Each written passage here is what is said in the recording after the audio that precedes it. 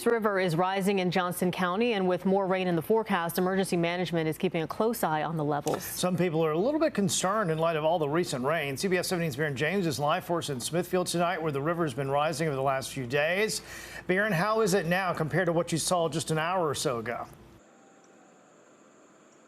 Yeah, I'll tell you, actually, first of all, I want to point out that we've had peaks of sunshine. The rain has stopped for right now, and emergency management says the Neuse is starting to recede a bit, but if you look over here, too, you can see that it's already swallowed part of this low-lying area right here at Smithfield Town Commons Park, right up to this sign. And look at this video here, just a few feet away. You can see this floating deck has been docked by the flooding here on the river over the last few days.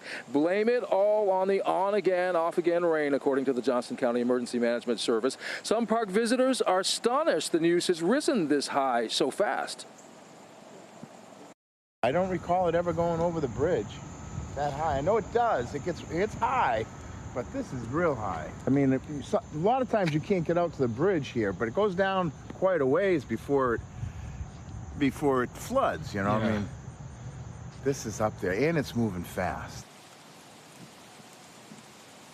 Yeah, and more rains in the forecast, too. A Johnston County EMS spokesperson, Ryan Parker, in fact, told me that the good news so far, the storm drains are doing their jobs, working properly, and right now Parker says the Neuse is starting to recede a bit, as I mentioned before. Back out here live, and while water has washed up this boat ramp and over some of the trails here at Smithfield Park, emergency management says there's been no reports of any buildings or road-related flooding. Of course, we'll continue to update you and keep you posted here. For now, live in Smithfield, Johnston County, Baron James, CBS 17 News.